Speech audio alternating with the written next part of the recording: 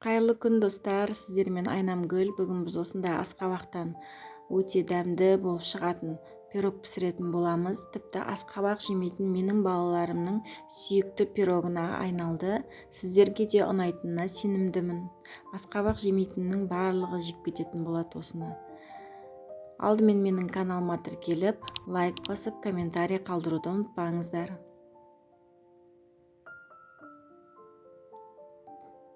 Ұнға сары майды салып, ертіп, араластырамыз.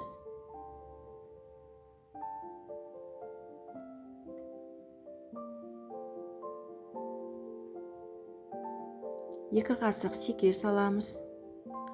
Бір жұмыртқа, қопсытқыш және қаймақ. Енді қамыр жасаймыз.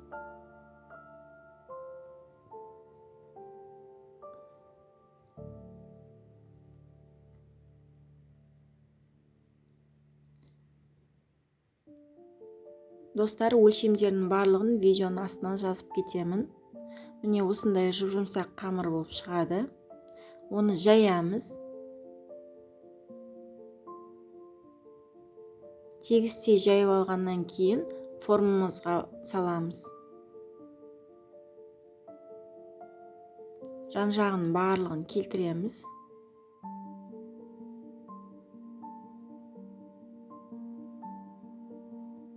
Артық қамырды осылай қолмен алып тастаймыз.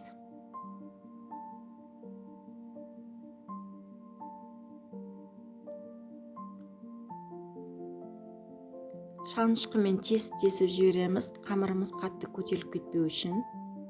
Сосын тоңазытқышқа қоямыз. Мен асқабақты осылай сақтаймын мұздатқышқа.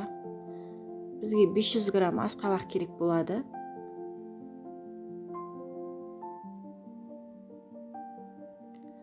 Үстіне салқын суды құйып, қайнатып аламыз. Ұзақ қайнатпаймыз, тек бір қайнатып аламыз. Достар, міне осылай қайнайды. Сосын оны сүзіп аламыз.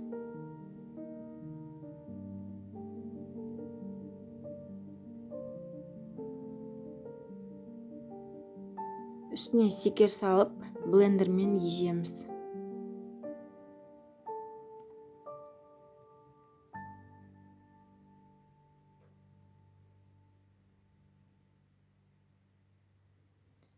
Қаймақ.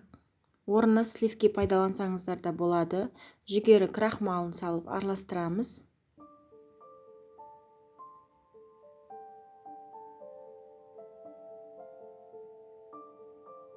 Жұмыртқа құйып, тағы да жақсылап араластырамыз.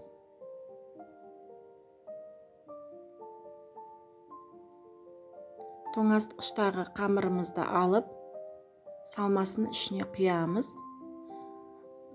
180 градуста 50 минут пісіреміз.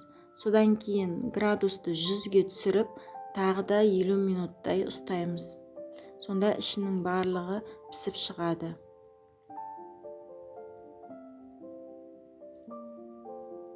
Достар, менің каналыма тіркелуді ұмытпаңыздар. Жасап жатсаңыздар, ас болсын.